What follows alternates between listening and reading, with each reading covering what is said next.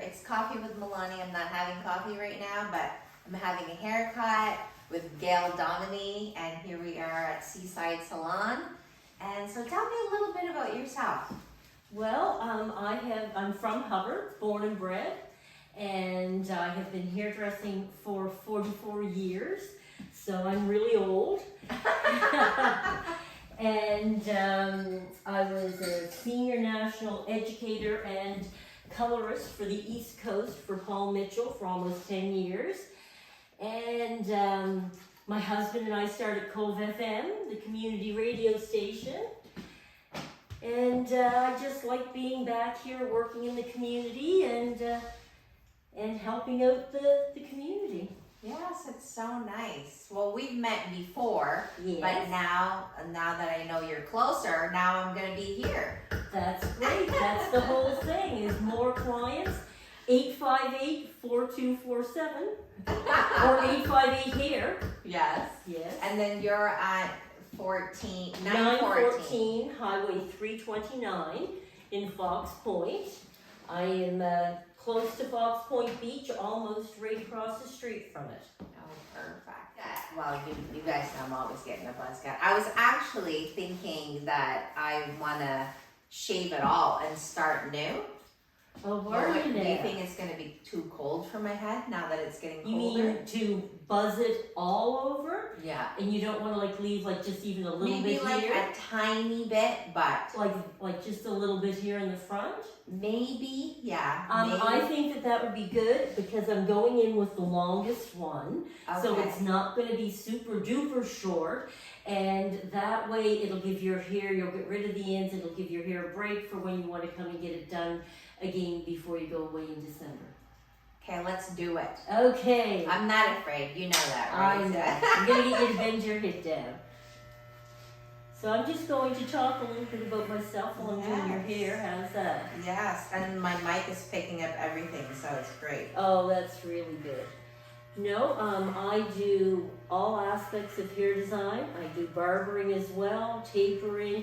I don't do the straight razor, and that's mainly because of insurance reasons.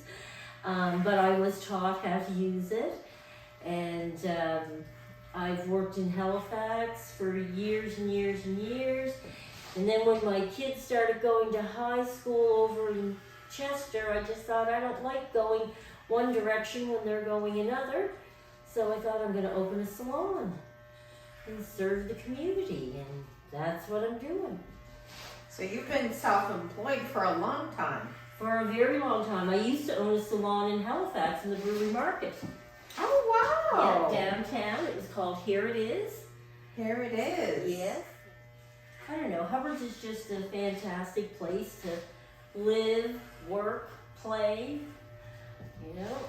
Yeah, it's very community oriented, I find. Yeah. Yeah, it is. When I first kind of moved here, it felt like disconnected, but now that I have gotten to know, you know, I've been here 10 years, Yes. you know, we all have commonalities. The kids all went to school together. Yes. We're all neighbors, and it's really nice. Like, it feels really like home being here. Yes, it's one of those communities you meet someone and you say, oh, who's your parents, who's your brother? Because you know somebody somehow that they know and that they're related to. 6 degrees of separation. Exactly. My husband is from here as well. My kids grew up here. My son moved back to Hubbards just a few months ago. He lives up in the main street in Hubbards.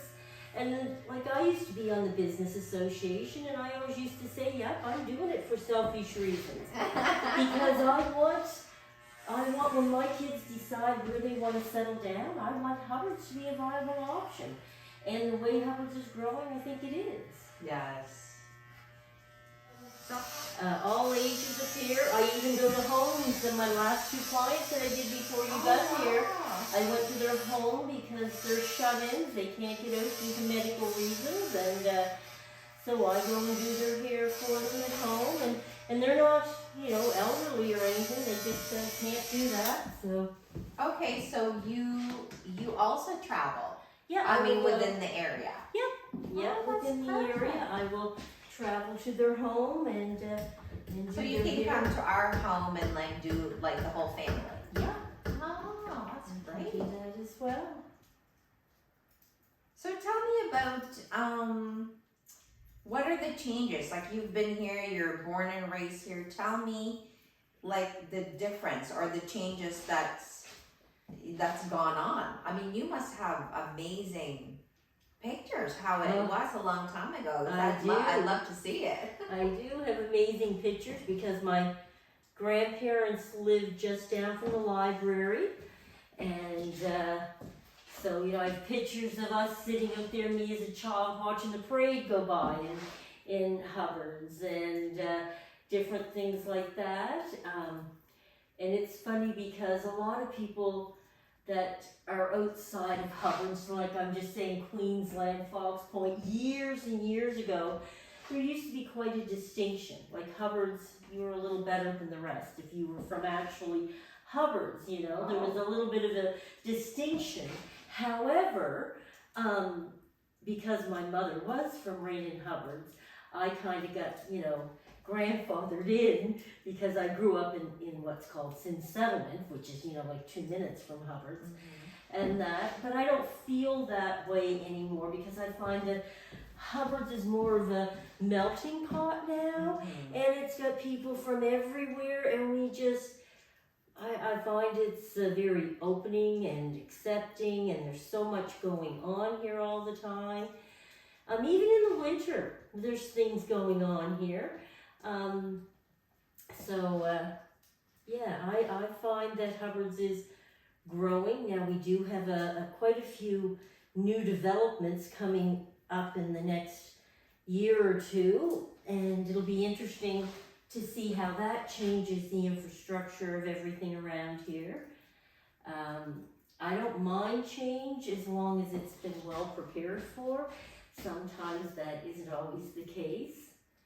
But I mean, we have a golf course now. That's amazing. We never had anything like that before, and we've got our beaches. We've got incredible places to eat, and just so much fun things to do and places to see. You tell me if you want that any shorter. Maybe you might want to feel it too as well. Because lots of times when it's short, it's how you feel it. No, I like it. Yeah, so what I did is I That's great. left this here. You can wear it to the side, you can do Oh, this yeah, tassel I like it. and that, so you still have a little bit of oomph there until Yes. then this can start growing out and decide what new colors you're going to put in December.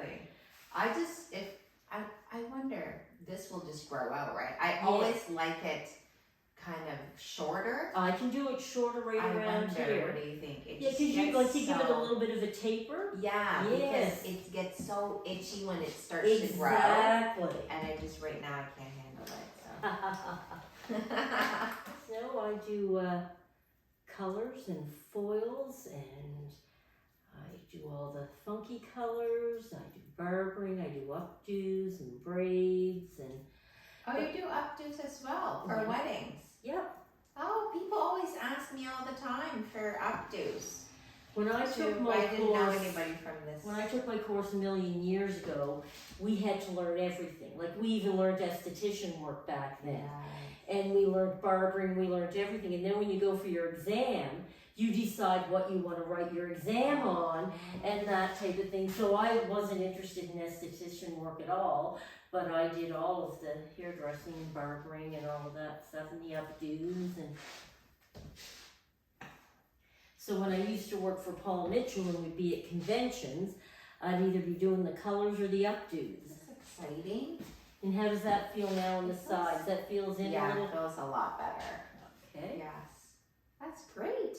Yeah, I like that. I'm just going to dry that and then.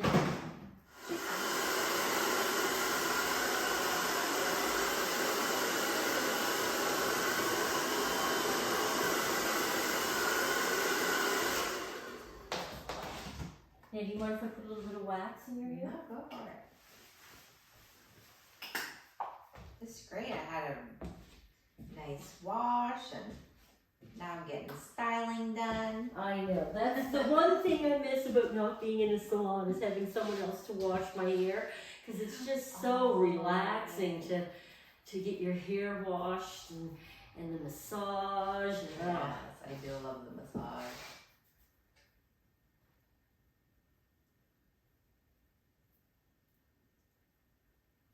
So how's that looking for you there, It Melānie? looks awesome. I love it. Love it so much.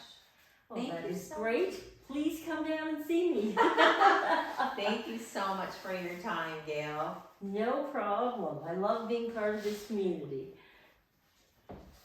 You're We're like going to the turn you around and show them your hairstyle. Gail, you're like the poster child for Hubbards. You've been here, you've done it all. You've been a part of Hubba. You've been at the Cove FM. Tell me a little bit of Cove FM. Like, how did you guys fundraise to have it, or? Yes, well, my husband actually studied broadcasting in university, but when he moved back here, because that was in Ottawa, there just wasn't any jobs. So he went into the cable world and eventually kind of did the same type of working that he would, like broadcast engineering type of thing for them.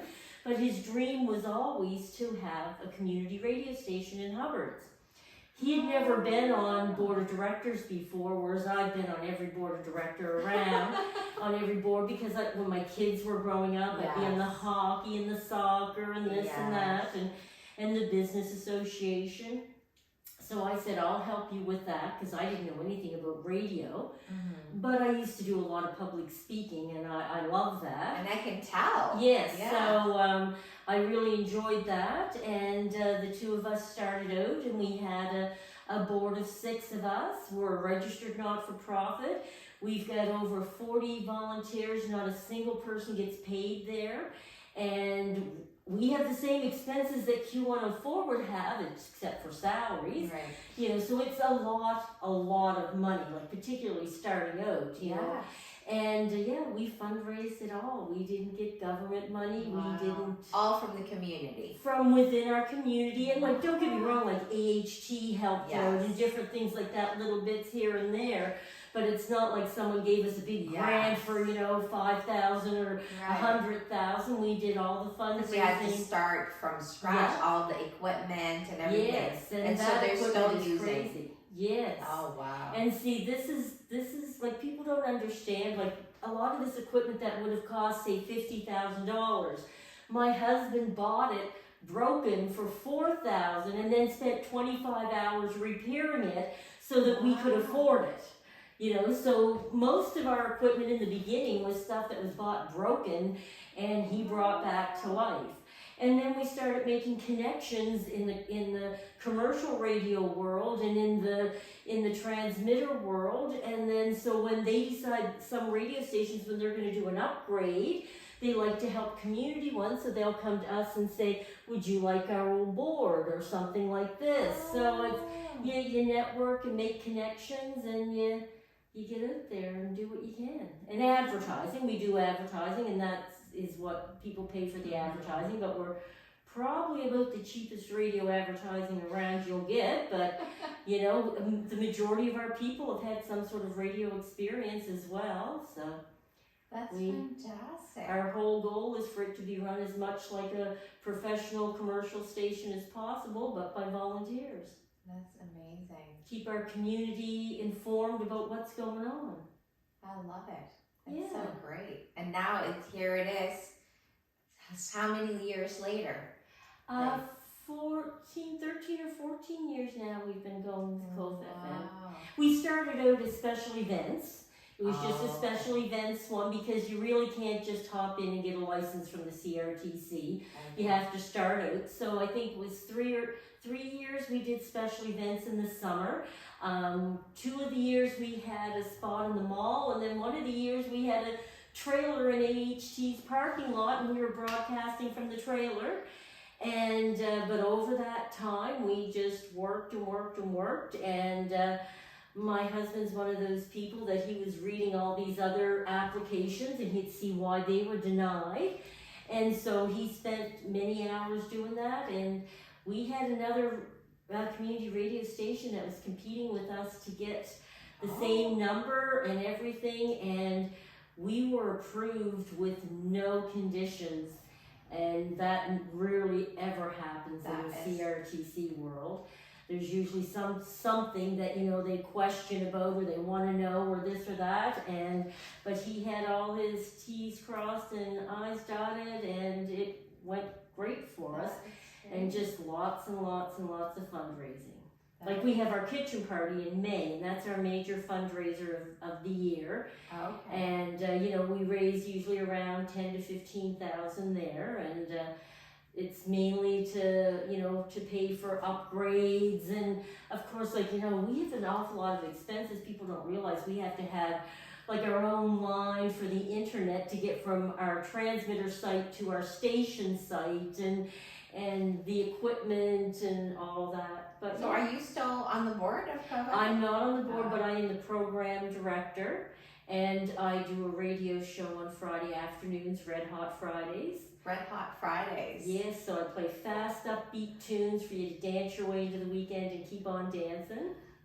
Oh wow, I didn't know that. Yes, that's from 3 until 5 every Friday. Every Friday, 3 until 5. Okay. 88.7. 88.7. Yeah, so. That's great. Yes. Thank you so much for your time. Thank you for the lovely haircut. No I feel problem. so And light. I do offer coffee normally, if you get a color, so it could have been coffee with Yes, Melānie. coffee.